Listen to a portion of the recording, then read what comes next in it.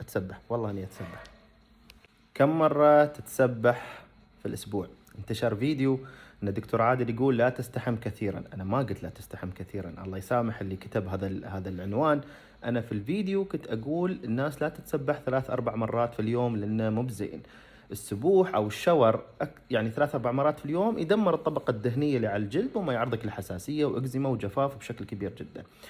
ما في دراسات تقول كم مرة تتسبح، لكن إذا بتتسبح كل يوم طبعا شيء زين وشيء جيد، بشروط. أول شيء إنك ما تطول في الشاور، ما تخلي الماء بشكل حار كبير، ويوم تخلص ترطب. تبى تتسبح أكثر عن مرة في اليوم ممكن، لكن تحافظ على الترطيب، لكن لا تزودها 3 4 مرات لأنه فعلا يخرب الجلد عندك. لكن دكتور عادل ما قال لا تستحم كثيرا، الناس ما شافت الفيديو بس شافت العنوان.